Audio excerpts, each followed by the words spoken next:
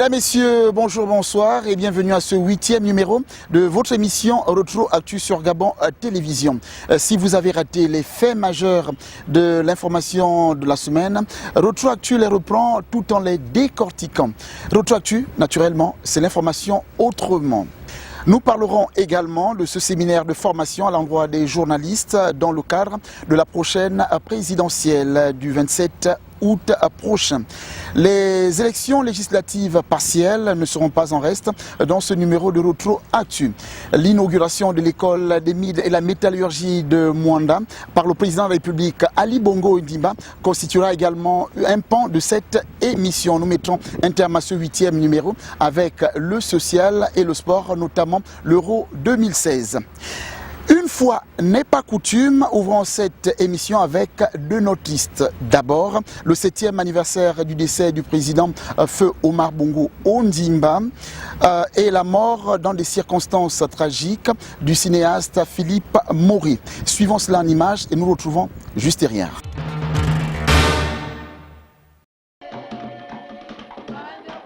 Le tam-tam gabonais s'est tué définitivement. Philippe Maury, que ses proches et fans appellent affectueusement Tonton Fifi, a tiré sa révérence comme dans un scénario, mais des plus surprenants. Je disais qu'il vaut mieux que je termine ma vie au lieu de souffrir. Ah, peut-être il a préféré partir que de souffrir. Parce qu'il avait maintenant les difficultés de bien marcher. Et pas il voyait d'un œil, mais l'autre œil, c'est l'œil qui l'embêtait. Père du cinéma gabonais, acteur, scénariste et réalisateur, celui qui a fait du 7e art plus qu'une passion en se distinguant parmi d'autres acteurs africains, s'est fait connaître véritablement en 1959 à travers son rôle dans un long métrage « On n'enterre pas dimanche ». Il enchaînera alors ses succès en tant que réalisateur dans plusieurs films de renom tels que La Cage, Les Tam-Tams se sont tus et bien d'autres, au grand bonheur des cinéphiles. Je crois qu'il a été présent avec nous et il a su transmettre cette passion-là.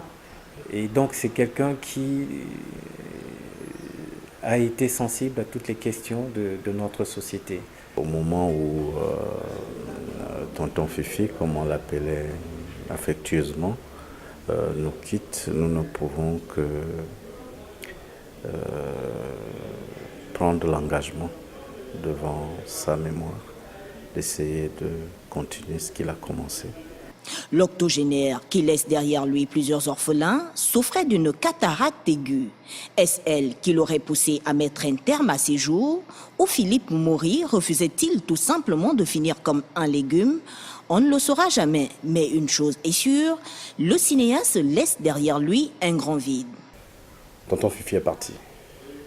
Et voilà, il laisse un grand vide. À nous de relever le défi et de montrer...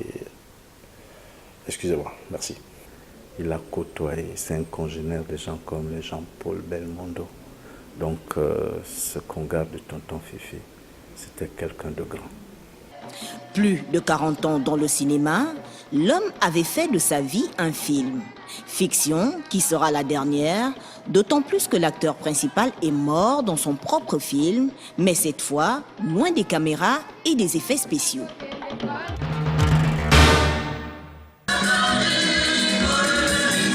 C'est une journée de prière interconfessionnelle qui a réuni les hommes d'église à la faveur de la paix au Gabon. Plusieurs voix se sont ainsi élevées pour implorer Dieu le Père Tout-Puissant à maintenir le Gabon dans la stabilité totale. Si nous voulons vraiment que notre pays soit en paix, vive dans la paix, il faut que chacun de nous s'engage dès maintenant résolument à poser des actes qui conduisent à la paix, à prononcer des paroles qui consolident la paix. Belle démonstration d'écuménisme et de dialogue interreligieux, cette image devrait interpeller les acteurs politiques à militer pour l'unité, la réconciliation et l'amour. Il est aujourd'hui inconcevable que certains s'érigent en substitut de Dieu pour vouloir imposer au peuple une seule croyance, une seule religion et regarder dans la même direction. Telle n'a pas été la philosophie qui a précédé la création de ce monde et de tous ceux qui y vivent. Donc on ne peut que saluer la diversité. Nous n'avons pas fait seulement des réunions publiques, mais nous allons aussi nous déplacer, aller voir. Il y a des personnalités peut-être qui n'étaient pas là pour 10 000 raisons, mais quand ils reviendront, qu'elles soient au pouvoir ou dans l'opposition, ou qu'ils soient dans d'autres cercles comme la société civile, etc., nous avons l'obligation de pouvoir continuer à discuter. Un hommage a été rendu au feu président Omar Bongo Ondimba lors de cette journée symbolique où l'on a célébré les 7 ans de son décès. Toutes ces confessions religieuses se sont accordées à intensifier leurs prières pour le bien-être de tous les Gabonais. Barcelone, 8 juin 2009, Omar Bongo décède et la nouvelle de la disparition du président gabonais fait le tour du monde. L'émotion, la consternation se lisent sur tous les visages. La République est en deuil. L'un de ses bâtisseurs vient de disparaître. Dans un élan global de communion, le Gabon et des illustres invités rendent un hommage vibrant à l'homme. Et pour quelques jours d'obsèques, Libreville est quasiment la capitale du monde. En souvenir des bienfaits, des rayonnements, du rayonnement acquis du Gabon avec le positionnement de Libreville comme plaque tournante de la diplomatie africaine, voire internationale, le souvenir des œuvres de l'homme éloigne des résistances et les murs des retenues s'effondrent. Un géant s'en est allé jusqu'au dernier jour des obsèques. Les Gabonais auront accompagné leur président. Il y a donc 7 ans disparaissait Omar Bongo Ondimba. Il a marqué son temps, il a fait parler de lui ces 50 dernières années au Gabon, Omar Bongo Ondimba. Le monde entier l'a connu sous toutes ses multiples facettes et aujourd'hui encore, 7 ans après sa mort, les grandes mémoires du monde sont vivantes de lui. Grand bâtisseur du Gabon nouveau, Omar Bongo Ondimba s'est toujours réclamé comme un des héritiers de la philosophie du premier président du Gabon, Léon Mbaminko. Construction des infrastructures de développement dans les domaines socio-économiques, culturels et sportifs, Omar Bongo Ondimba a bien fait gravir le Gabon plusieurs grandes étapes de son développement.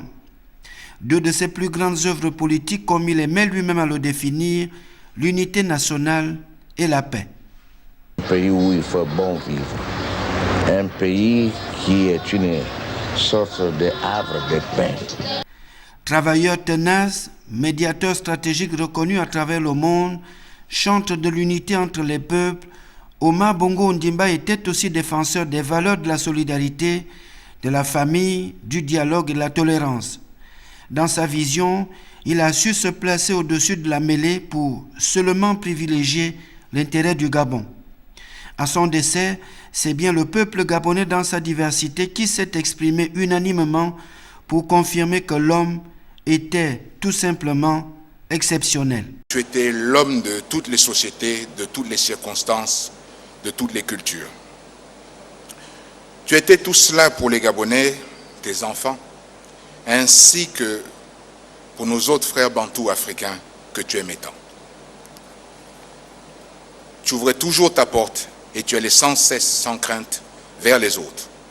Tu multipliais les rencontres et tu les prolongeais, et tu prolongeais les entretiens, privilégiant souvent ton travail au détriment des réunions et des repas familiaux. Tu aimais le franc-parler, tu écoutais avec patience ceux qui avaient des différends, et lorsque l'un d'entre nous venait avec colère te saisir, tu nous conseillais souvent de laisser tomber, en nous disant « ce n'est pas essentiel », et en ajoutant parfois que le pardon est la meilleure vengeance. 8 juin 2009, 8 juin 2016, cette année se sont écoulées depuis qu'il a quitté la terre des hommes. Omar Bongo Ondimba s'en est allé après avoir presque tout donné à la nation gabonaise. Son œuvre colossale reste et restera encore palpable pour plusieurs générations. À chacun de la poursuivre selon son idéal, unité et paix. Pour commenter cette actualité de la semaine, nous recevons ce soir Dr Christelle Donald Abessolo, qui est lui philosophe et également enseignant du côté de l'école normale supérieure. Docteur, bonsoir. Bonsoir. Vous allez bien? Je vais bien, merci. D'accord. La mort du premier cinéaste gabonais, Philippe Maury, une nouvelle bien triste. Une nouvelle bien triste que nous avons tous reçue avec émotion et étonnement de par le procédé. Philippe Maury qui se suicide, bon, on s'attendait à tout sauf à ça. on le croyait en bonne santé pour quelqu'un de son âge, à l'âge où bien évidemment d'autres s'occupent peut-être à la retraite. Bon, ce n'était pas son cas sans doute, parce que dans ce métier-là et pour la passion qui était la sienne, on n'arrête jamais. Mais pour quelqu'un, à l'âge où on s'attend à ce qu'il passe de bons moments avec ses petits-enfants, ses arrière-petits-enfants, c'est quand même assez tragique et assez étonnant pour nous, le public qui suivions cela, d'apprendre sa mort par une détonation, par coup de fusil. Malheureusement, finalement, les tam-tams se sont tus. Malheureusement, finalement, les tam-tams se sont tus. C'est d'ailleurs le titre que reprend, je crois, Gabon Review, dit les tam-tams se sont tus par une détonation. Stevie Amnésu également l'a dit dans ce reportage. Absolument, absolument. Donc, qu'est-ce qui a bien pu amener Philippe Maury à se donner la mort, donc à d'une certaine façon théâtraliser sa mort de cette manière-là? Seule sans doute l'enquête policière en cours nous le dira. Mais ça m'amène quand même à m'interroger, en gros sur la place de la culture dans ce pays.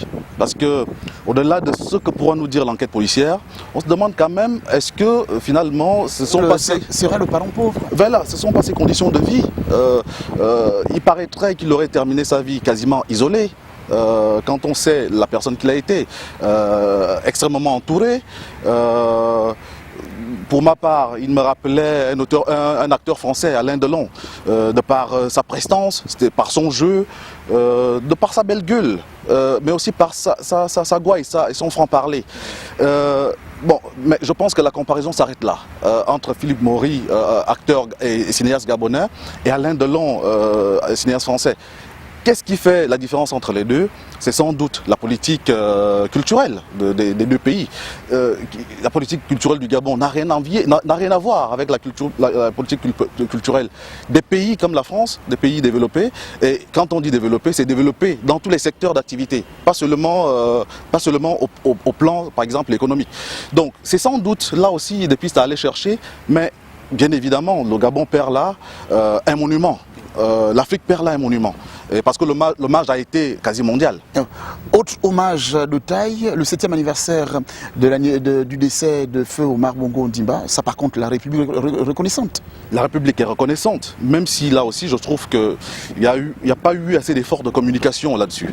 Bien évidemment, il y a eu une messe à l'initiative des chefs religieux, ce qui est une bonne chose. Il me semble qu'ils ont essayé d'inviter toute la classe politique et qu'il se dit qu'il serait peut-être un hommage supplémentaire à rendre au feu président Omar Bongo Ondimba que d'institutionnaliser cette journée, en faire une journée de la paix, peut-être Mais le fait que les confessions religieuses, les hommes politiques, tout ce monde, finalement s'est retrouvé quand même. Mais justement, même si on peut regretter l'absence notable de certains, mais toujours est-il que, moi j'ai envie de dire, on se souvient d'Omar Bongo comment? Parce qu'il a été l'apôtre de la paix. Et pas seulement pour le Gabon, mais Libreville, à un moment donné, a été la plaque tournante de la politique en Afrique. Apôtre de la paix, médiateur international, médiateur de la plupart des conflits en Afrique. Et cela donne une certaine aura au Gabon, à côté du pétrole bien évidemment. On n'est pas nombreux, mais on connaissait le Gabon aussi parce qu'il y avait un chef d'État qui s'affirmait et qui, d'une certaine façon, contribuait de la sorte au rayonnement de son pays à travers son action diplomatique. Docteur Abesselovo reste avec nous pour évoquer maintenant cette actualité. Du 7 au 10 juin dernier, les journalistes exerçant à Libreville étaient à l'école du processus électoral en vue d'une élection apaisée. Vibriant Asekolomo nous rapporte. L'atelier qui s'ouvre ce jour est la suite logique de cet engagement et répond à l'une des recommandations du séminaire régional sur le rôle des médias dans la conduite et la promotion des processus électoraux pacifiques en Afrique centrale. L'Organisation internationale de la francophonie, à travers ma voix, est particulièrement heureuse et honorée d'être parmi vous aujourd'hui, à l'occasion du lancement officiel du projet Appui au processus électoral par le renforcement de la liberté d'expression et la sécurité des journalistes. lors de leur 14e et 15e sommet, tenus respectivement à Kinshasa en 2012 et à Dakar en 2014, les chefs d'État et de gouvernement de la francophonie se sont engagés à veiller au respect de la liberté de la presse, à assurer les conditions d'exercice de cette liberté, adossées à une véritable protection des journalistes et des autres professionnels des médias dans l'exercice de leur métier. C'est dans ce contexte que le système des Nations Unies exhorte les autorités compétentes à favoriser l'accès aux sources officielles d'information et à accorder aux journalistes toutes les facilités pouvant garantir leur intégrité physique et intellectuelle. Au regard du programme proposé, je suis en effet heureuse d'observer que ces échanges auront bel et bien lieu. Je suis également satisfaite de noter que la préparation et l'organisation de ces ateliers ont mobilisé 5 organismes onusiens, notamment le Centre des Nations Unies pour les droits de l'homme et la démocratie, le PNUD, l'UNESCO, l'UNITAR et l'UNOCA. Cet engagement du système des Nations Unies montre tout l'intérêt que nous accordons au rôle des médias dans la conduite et la promotion d'un processus électoral pacifique. L'audit atelier qui démarre ce jour prendra fin dans 48 heures avec plusieurs résolutions et recommandations. Au moment où notre pays s'apprête à organiser une élection majeure au cours du 3e trimestre de l'année 2016, la dynamique politique pendant de telles périodes s'accompagne entre autres d'un fort recours aux médias. Mais plusieurs facteurs sont susceptibles de fragiliser ce potentiel et ce rôle essentiel des médias. Dans le propos du Premier ministre, le professeur Daniel Onaondo, il a demandé à toute la presse, à tous les médias gabonais, que ce soit pro-opposition, que ce soit pro-gouvernementaux, de véhiculer les informations venant de tous les bords politiques. Il a demandé à tous les journalistes d'aller partout et de véhiculer les informations. Chaque média a son approche éditoriale et donc à ce niveau, je ne vois pas ce qui va changer. C'est vrai qu'on nous rappelle quelques principes fondamentaux, ok, j'en conviens. Au fur et à mesure qu'on l'exerce, il arrive des fois que l'on néglige certains principes qui sont pourtant une règle d'or dans ce qui est de notre métier. Dans bien de pays, la nécessité de garantir l'ordre et la sécurité publique ne s'accommode que très difficilement de la liberté des journalistes. Et cela plus particulièrement en période de conflit où la sécurité des journalistes est très vite ravalée au second plan. On casse votre matériel, on vous agresse. On a vu certains confrères, moi, ok, j'ai peut-être cette chance-là de n'avoir pas été agressé, mais il y a des confrères qui ont été agressés, qui ont perdu leur matériel. En fait, c'est vraiment la nouveauté dans ça. C'est intéressant que les forces de défense soient là, qu'elles apprennent que nous ne sommes pas des ennemis, parce que généralement, lorsque on est en pleine couverture, en situation, ces forces ont tendance à nous pointer du doigt, à nous prendre pour des ennemis, pour des éléments dangereux, et ça fait qu'on ait des rapports assez conflictuels. Au Gabon, étant pour la majorité formée sur le tas, les journalistes ne sont que peu outillés sur les questions d'éthique et de déontologie, devenant ainsi la proie des manipulations des hommes politiques et aux plus offrants. Mettons-nous à l'évidence, on a affaire ici à des médias qui ont adossé à des partis politiques. Ce sont ces partis politiques qui financent et donc vous faites la politique de celui qui met la main à la poche. Vous ne pouvez pas changer la donne. Partout dans le monde, ça se passe comme ça. Ce canalise du fait de leur positionnement éditorial. Et donc, c'est lui qui paye, qui fixe la ligne éditoriale. Et donc, ce type de rencontre aura du mal à changer cette réalité. Par ailleurs, pour renforcer la sécurité des professionnels des médias, les officiers des forces de l'ordre et de sécurité devraient eux aussi être outillés sur les techniques de protection de ces professionnels. Aussi, cette formation et la signature du code tel que préconisé restent insuffisantes pour garantir la préservation de la liberté de la presse en période électorale. Finalement, M. Bissolo, un code de bonne conduite à l'issue de ce séminaire, une bonne chose. Une bonne chose pour la démocratie. Vous savez, le rôle des médias est primordial en démocratie. et pour un État qui aspire justement à implanter les bases de l'État de droit et de la démocratie, il est utile que les journalistes soient formés au code de bonne conduite, justement, surtout en période électorale. Parce que vous voyez dans toutes les démocraties ce qui se passe, c'est que finalement, les médias sont astreints à des règles du jeu. Que se passe-t-il concrètement? Les médias d'État sont obligés, sont astreints à donner un temps de passage des paroles équitable à tous les candidats en compétition. Mais cela va au-delà de la simple élection présidentielle ou de la simple élection. Est-ce que c'est ce qui m'amène à vous dire, je pose la question, mais est-ce que le seul code de bonne conduite suffit pour qu'il y ait une élection apaisée? Le seul code de bonne conduite ne suffit pas, mais c'est un élément qui vient renforcer ce qui se fait déjà à la base. Parce qu'évidemment, on n'est pas journaliste sans déontologie, sans code de bonne conduite, on connaît ces choses-là.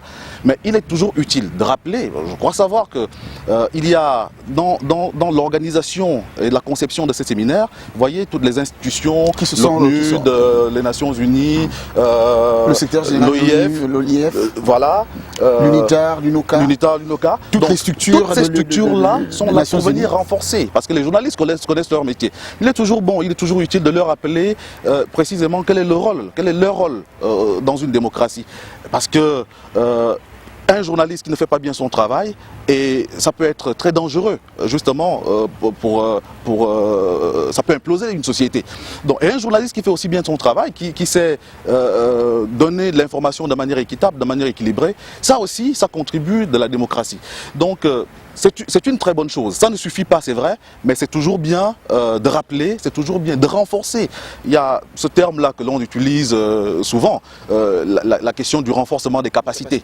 Donc, voilà, c'est une façon de renforcer les capacités journalistiques, justement pour permettre d'apaiser l'élection. C'est une pierre ajoutée à l'édifice. Ce n'est pas la seule, il y en a d'autres, au plan des médias, au plan politique, mais c'est toujours bien que l'on pense, surtout dans la corporation des médias, que l'on pense qu'effectivement, le journaliste a un rôle primordial à jouer au sein d'une démocratie en termes de véhicule d'information. Justement, cette démocratie qui se renforce avec vous êtes sans ignorer que les élections législatives se tiennent présentement à travers le pays. Donc nous suivons ces reportages notamment de Frédéric Yenda Mukula et d'Alex Léobi et nous retrouvons juste derrière.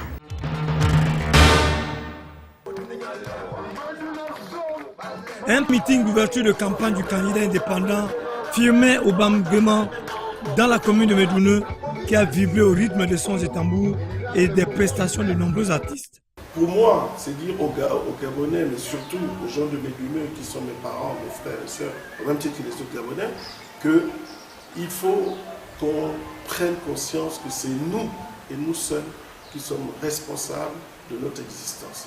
Donc ce n'est pas la peine de se décharger sur les gens, même dans les pays développés, la France, les États-Unis, les gens vivent du travail, les gens vivent de la production de leurs mains, de leur cerveau, de leur effort. Donc il ne faut pas dire aux gens, attendez, on va vous apporter ça, on fait des assistés, et après c'est une société qui est complètement à l'abandon, vous voyez, Médouneux est complètement à l'abandon, il n'y a plus rien ici.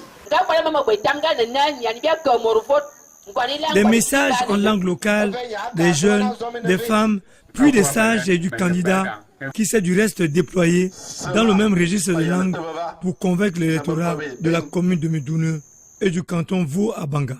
Moi, ce que je veux, c'est faire ma part, c'est-à-dire dire aux gens, attention, si on ne fait pas ce qui est à nous, personne ne viendra d'où que ce soit pour le faire.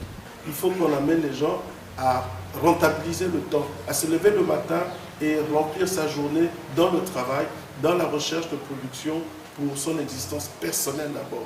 Et après, ça peut profiter aux autres.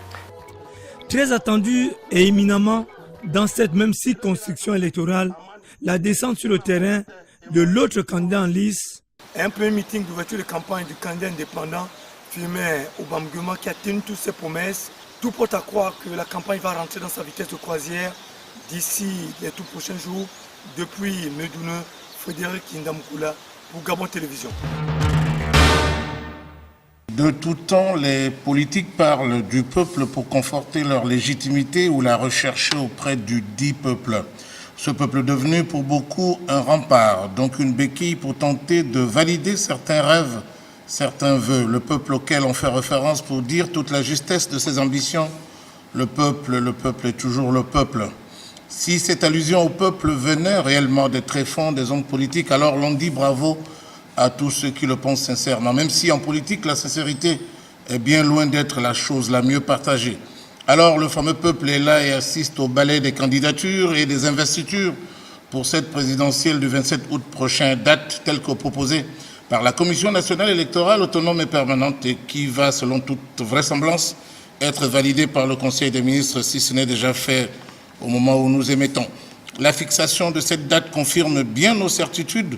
L'élection aura bel et bien lieu. Ceux qui osaient en douter par extraordinaire voient la roue de l'histoire tourner inexorablement et le peuple au nom duquel l'on dit souvent parler et parler attend désormais que lui soit présenté des projets, des programmes de gouvernance. Il devient donc le seul arbitre du jeu. Et si jamais ceux qui en savent la force y croient, alors c'est le moment de se tourner vers lui pour des débats constructifs, pour dire certains des propositions alléchantes, puisqu'in fine, c'est lui le peuple qui tranchera. Il reste que les partisans des réserves calculées ont une unique occasion de démontrer au soir du vote qu'ils sont aussi adoubés qu'ils le croient. La seule voie, je cite, pour chasser les uns et conserver les autres, pourquoi pas, n'est-elle pas la voie des urnes? La date des élections est fixée, que chaque camp affûte ses armes. Les Gabonais éliront bien leur président le 27 août prochain. Frédéric Yenda-Moukoula, finalement sur la quinzaine des postes à pouvoir à travers le Gabon, vous avez un retour. Quelle est l'ambiance qui prévaut présentement? C'est une ambiance de grande fête, une ambiance bon enfant, un engouement certain suscité auprès des populations, des électeurs qui viennent massivement envahir les différents lieux occupés par les candidats en lice, notamment à Libreville, dans le Gué-Lolo, dans le Gué-Maritime, dans le Wellington, dans l'Angouni, dans la Nyanga, dans le Gué-Vindo et surtout à Libreville, dans les grands carrefours. À Wenje, il y a eu un grand meeting du PDG au Carrefour à Wenje. Et au 3e arrondissement aussi, il y a un candidat aussi en lice au 3e arrondissement. Nous savons que vous êtes reporter affecté du côté du Wellington. Vous irez justement tout à l'heure. C'est quoi l'actualité là-bas? Il faut dire que l'actualité, le Wellington vibre au rythme des sons et tambours et au rythme des débats politiques. Merci Frédéric Yenda-Moukoula pour toutes ces informations. Nous aurons forcément l'occasion de vous retrouver la semaine prochaine. Merci beaucoup. Autre actualité chaude de la semaine, c'est cette inauguration de l'école des mines et de la métallurgie de Mwanda, c'est dans le Haut-Ogooué, par le président de la République, Ali Bongo Ondimba. Nous suivons ces reportages d'Aimé Rodolphe Mukambi-Bouma et la presse présidentielle et nous nous retrouvons juste derrière. L'école des mines et de la métallurgie de Mwanda, inaugurée par le président de la République, chef de l'État Ali Bongo Ondimba, est le symbole d'un partenariat public-privé entre l'État gabonais, le groupe Eramet et sa filiale Comilog. Cette réalisation donnera à la jeunesse gabonaise et partant celle du continent l'opportunité de participer aux grands projets miniers et industriels. Le président de la République, chef de l'État Ali Bongo Ondimba, est revenu sur l'intérêt d'un tel établissement. Cette école répondait au souci qui est le nôtre d'une plus grande diversification de notre économie. Dans le cadre de la diversification de notre économie, ceci nous a donc amené à pousser, mais de manière forte, toute la question de la transformation des matières premières ici au Gabon. Nous ne voulons plus être un exportateur de matières brutes et nous voulons transformer. Bien, pour ce faire, il faut donc accompagner une idée comme celle-là de structures qui vont donc former les ingénieurs, aussi les techniciens supérieurs, pour que nous puissions réellement avancer et aller beaucoup plus loin dans la transformation. Bâtie sur une superficie totale de 40 hectares, l'école comprend des bâtiments administratifs et de l'enseignement, une bibliothèque, un laboratoire de langue, une salle informatique, un amphithéâtre pour les cours magistraux, un restaurant, un foyer pour les activités socioculturelles et des installations sportives. L'école des mines de la métallurgie s'inscrit dans le cadre du plan stratégique Gabon émergent. La question de la formation et de l'emploi reste une priorité pour le président de la République, chef de l'État Ali Bongo Ondimba. Cet institut qu'aujourd'hui nous venons d'inaugurer va permettre de pouvoir accélérer les performances de ce complexe métallurgique avec la formation de techniciens supérieurs à niveau. Donc c'est pour cela que c'est un instrument aujourd'hui qui est important pour nous, puisque nous avons encore près de 2/3 du territoire sur lequel nous n'avons pas fini la prospection, et notamment en question minière. Bien, donc que ce soit pour le manganèse aujourd'hui, que ce soit demain pour la mine de fer de Belinga ou d'autres projets d'envergure, nous avons besoin de la ressource humaine. Et la ressource humaine, elle est clé, elle est essentielle, et donc cet élément-là, aujourd'hui, est très important dans le cadre de cette politique. En plus, j'ajoute que encore un fleuron pour nous, ce qui est la philosophie importante de l'égalité des chances. En marge de cette cérémonie inaugurale de l'école des mines de Mwanda, le président de la République, chef d'État Ali Bongo Ondimba, a reçu le président directeur général du groupe Eramet, Patrick Buffet. L'échange s'est déroulé en présence des administrateurs de l'école. La prochaine rentrée universitaire 2016-2017 a constitué l'essentiel de cette rencontre. C'est le fruit de 18 mois de travaux de construction. La nouvelle école supérieure qui reçoit aujourd'hui dans sa phase inaugurale, le président de la République va spécialiser les étudiants dans les métiers des mines et de la métallurgie. Les 3 disciplines fondamentales de l'école sont la géologie de gisement, l'exploitation minière ainsi que la métallurgie sous sa forme pyrométallurgique ou hydrométallurgique. Et pour y accéder, les étudiants postulants devront remplir certains préalables, notamment au niveau d'études Bac+2 ou master validé et non en cours de validation. Soit une licence 2e année en géosciences ou chimie, ou également un DUT en génie civil ou maintenance industrielle. Et pour la licence professionnelle de prospection minière, les 2 premières années sont celles de géologie appliquée à l'USTM. Mais elle peut également intéresser des étudiants gabonais qui auraient fait des études à l'étranger dans le domaine de la géologie appliquée.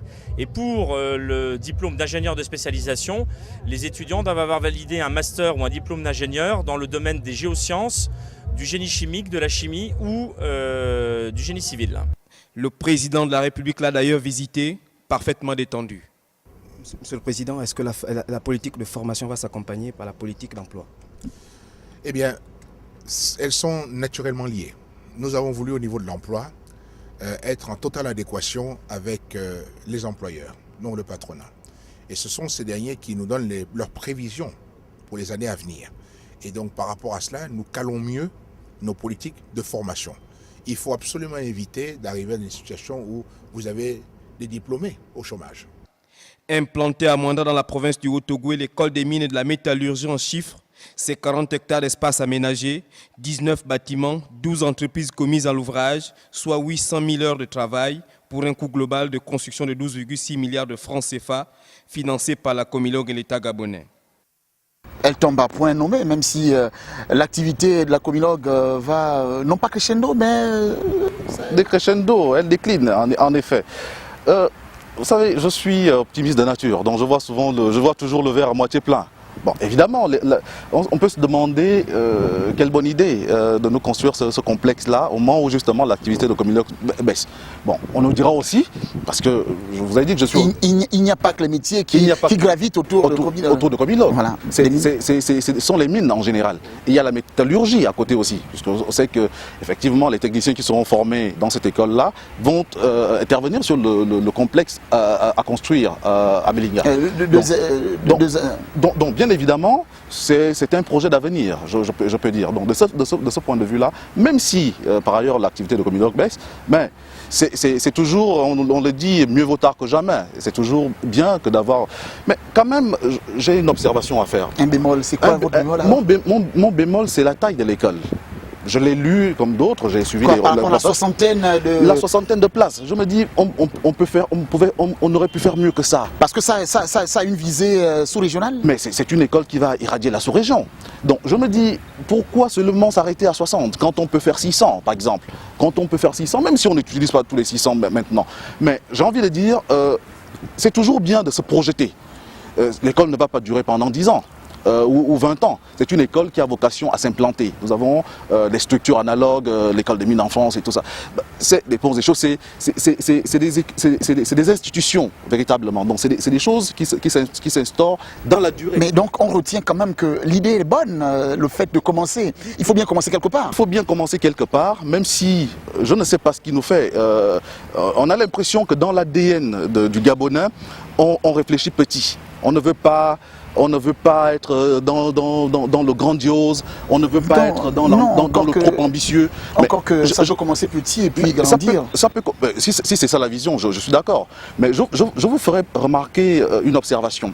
C'est que quand vous regardez, depuis même les emblèmes de notre pays, moi je constate pour le regretter, que tout ce qui nous entoure et notre mentalité, notre psychologie a été forgée avec l'idée de petit, avec l'idée de, on n'est pas, même dans nos familles on l'entend, on n'est pas de grandes gens, on n'est pas issus de grandes familles, nous sommes un petit pays. Mais regardez la diplomatie culturelle et sportive des Émirats, ce que le Qatar fait aujourd'hui. Petit pays, insignifiant comparé à d'autres et qui ont beaucoup de choses à revendre, mais qui s'exporte et qui se fait connaître par l'ambition. Mais regardez, je parlais des symboles tout à l'heure. Savez-vous que pour moi je le critique comme ça, et c'est peut-être un clin d'œil que je fais aux différents candidats à la présidentielle, personne ne parle justement d'une forme de débat qui permettrait de revoir justement tout ce qui constitue le socle idéal, idéologique et psychologique de notre pays. Nous visons quelque part, nous rêvons haut, nous rêvons fort. Alors pourquoi nous ne rêvons pas grand dans ces pays? Pourquoi nous faisons toujours des petites choses? Pourquoi vous pensez qu'on ne rêve pas grand? Nous ne rêvons pas grand. Parce que j'observe que même lorsque j'ai entendu ce qui sert de fil conducteur au septennat actuel, l'émergence, je dis, mais voilà. Enfin, quelqu'un qui veut rêver grand. Justement, l'émergence, ça c'est un point de l'émergence. L'école des mines, mais j'ai envie de dire au chef de l'État, point positif de l'émergence, je suis d'accord, mais j'ai envie de dire au chef de l'État, monsieur le chef de l'État, rêvez grand. Parce que vous auriez pu faire davantage. J'ai vu que par rapport à l'école des mines? Par rapport à l'école des mines, par exemple. Parce que j'ai vu que le Premier ministre de Sao Tomé était là. Ça veut dire que les étudiants de Sao Tomé viendront dans cette école. Naturellement, puisque sa vocation sous-régionale. À recevoir des étudiants de la sous-région. Là aussi, c'est une forme de réaffirmation, je le regrettais tout à l'heure, sur le rôle que jouait Omar Bongo. C'est une forme d'affirmation de notre diplomatie culturelle aussi, notre diplomatie éducative en matière d'éducation. Donc, recevoir autant de monde et ne faire qu'une école, une si petite école, même si effectivement c'est peut-être un premier jalon. Ok, monsieur Abessou, nous allons rester avec vous parce que justement nous allons maintenant aborder un autre pan de cette émission. Il s'agit du social. Nous allons également parler de la réhabilitation des routes et l'arrivée du nouveau bateau avec Charles Obam Ondo. Nous suivons tous ces reportages et nous retrouvons juste derrière. Sotega, les populations prennent la mesure des avancées de réhabilitation de cette voie, projet du PRODECOM, le projet présidentiel de développement communautaire. Nous sommes en train de faire donc cette étude qui consiste à faire près de 400 passerelles dans Libreville et quelque chose comme 15 voies d'accès pour les quartiers sous-intégrés. C'est un projet qui durera certainement 2 ans. Puisque les gens pensent peut-être qu'on le fait parce que nous sommes à la veille des élections présidentielles, mais c'est une vision globale du chef de l'État qui veut amener le Gabon progressivement vers l'émergence. La route, connue par tous, s'était véritablement dégradée avec l'érosion du temps et les eaux pluvieuses n'ont fait que parachever l'action. Plus loin, la buse s'était affaissée, provoquant des coupures de circulation et des inondations. Les engins travaillent à un rythme soutenu. Aujourd'hui, Sotega rentre dans la plénitude de ses moyens, ce qui a été fait. Au départ, la buse était coupée, la route était coupée parce que l'eau avait totalement lavé la route et personne n'est passé. On est arrivé, on a constaté que la buse était sous-dimensionnée. On a enlevé, on a mis un dallo plus grand. Et on a installé donc le nouveau dallo. On a rechargé comme il se doit, on a fait un bloc technique et sur lequel on a construit une dalle de transition parce que la hauteur entre la couche de chaussée et la buse n'était pas suffisante. Donc il fallait une dalle de transition pour pouvoir permettre aux véhicules de ne pas créer des tassements différentiels assez importants. La route sur la descente RTN sera à nouveau revêtu des pavés. Le projet fait son bonhomme de chemin et cela dans le sens souhaité par tous. Reste aussi que le développement doit être l'affaire de tous et qu'il sera aberrant de contrecarrer cette action salutaire du chef de l'État, Ali Bongo Ondimba. C'est une illustration parfaite de la volonté politique du chef de l'État, Ali Bongo Ondimba, qui accorde une importance particulière au développement du secteur des services, un pan fondamental du plan stratégique Gabon émergent. L'acquisition de ce catamaran flambant neuf par la Compagnie nationale de navigation intérieure et internationale va sans aucun doute permettre de garantir le luxe, le confort, la sécurité ainsi que la promptitude dans le cadre de la navette entre Libreville et Port-Gentil, ceci au grand bonheur des passagers. La C2N2I aujourd'hui s'inscrit totalement dans la vision du chef de l'État et notamment son pilier Gabon des services en permettant maintenant de manière pérenne, fiable et permanente à nos usagers de voyager confortablement en toute convivialité à bord de nos bateaux. Cette unité navale sur laquelle vous êtes aujourd'hui est une acquisition neuve de la CNI. C'est un catamaran qui navigue à un peu moins de 30 nœuds, qui peut accueillir 355 passagers. C'est un bâtiment de toute dernière génération, fabriqué en 2015 et qui va être dès ce dimanche positionné sur l'axe Libreville-Port-Gentil. Il s'agit pour nous, je dirais, à très court terme, de justifier l'adage « on dit ce qu'on fait, on fait ce qu'on dit ». En tout cas, rien ne sera plus comme avant. Avec le renforcement de ces unités navales, la CNI amorce une toute nouvelle phase dans l'opérationnalisation effective de ses ambitions entrepreneuriales. C'est vrai, docteur, qu'il y a plusieurs artères à Libreville qui laissent réellement à désirer. Mais lorsqu'une route est réhabilitée comme ça fait plaisir quand même. On ne peut qu'applaudir.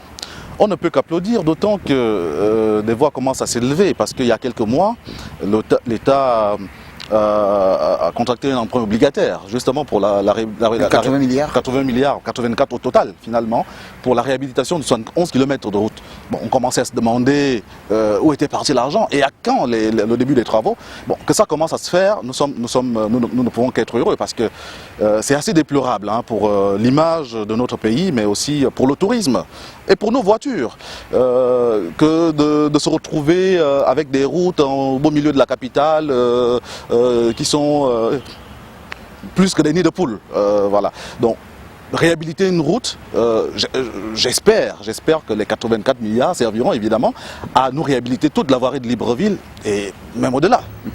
Maintenant, l'arrivée de ce bateau, la CNI, c'est vraiment un ouf de soulagement pour les populations de l'Ogooué maritime. Absolument, absolument. Là aussi, alors, j'ai cru comprendre que le bateau était extrêmement récent. Bateau de 2015, donc construction 2015 d'origine espagnole. Alors, nous espérons simplement que le service soit pérenne. Pourquoi? Parce que entre les différentes compagnies qui justement essayent de servir cette desserte, on se rend compte que le service n'est jamais... Il n'y a pas un suivi, Il n'est jamais fluide. Il n'est jamais fluide. À un moment donné, vous avez un bateau qui navigue. À un autre moment, vous venez pour un week-end. On vous dit que le bateau est en panne, le bateau est en réflexion. À ce domaine, justement, il faut quand même dire que c'était un véritable calvaire pour les populations de Port-Gentil. Quand à prendre l'avion qui coûte excessivement cher. Là aussi, c'est une occasion de regretter la disparition de Feu Air Gabon. Je me souviens qu'à l'époque où on avait Air Gabon, on avait nos vols intérieurs qui nous coûtaient moins cher. Alors, le vol aller simple sur Port-Gentil aujourd'hui est presque à 100 000. Jusqu'où on y va. Jusqu'où on va. J'ai envie de poser une autre question. Là, c'est une question que je pose au pouvoir public. Parce que j'ai cru lire aussi, l'année dernière, vers le mois d'août, qu'une compagnie low cost sud-africaine venait s'installer, enfin, du moins faisait de Libreville. Entre l'annonce et puis tous ces documents administratifs à remplir. Mais justement, nous ne demandons qu'à voir cela, parce que nous attendons avec impatience le début des activités de cette compagnie. Simplement, si je pose la question, c'est parce que je veux que le gouvernement continue de communiquer autour de cela. Et peut-être aussi demander pourquoi ne pas revenir à la création d'une nouvelle compagnie nationale, parce que ça ferait du bien à tout le monde. C'est un vœu qui est forcément dans les bacs du gouvernement. Nous allons terminer avec quelque chose que vous appréciez forcément, l'Euro 2016. La France qui a... Vous attendiez à ce qu'elle gagne, la France Je m'attends à ce que la France gagne. Le jugement n'est pas forcément objectif là-dessus, parce que je suis un fan inconditionnel de la France. J'ai appris en France, voilà. Donc, alors l'Euro va se jouer notamment au stade de Lille. J'étais à Lille, j'habitais pas non loin du stade.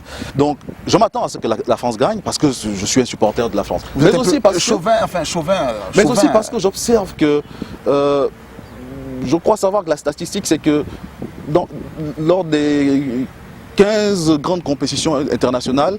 Alors, nous avons seulement 15 ou 18 grandes compétitions, au cours de 15 ou 18 grandes compétitions internationales. Nous avons eu à chaque fois un seul pays qui ait pu garder le trophée à la maison. C'est la France. C'est-à-dire en 84 et en 98. Alors, pourquoi pas 2016? En tout cas, c'est tout le mal que je souhaite à l'équipe de France que de rester avec la coupe à la maison. Nous recevions le docteur Christelle Donald Abessolo, politologue, philosophe, enseignant à l'école normale supérieure. Nous recevions également Frédéric Yenda Moukoula, qui est lui reporter à Gabon Télévision. Point final à ce 8e numéro de votre émission Retro Actu. Nous aurons le plaisir de vous recevoir la semaine prochaine, dimanche. Merci, au revoir.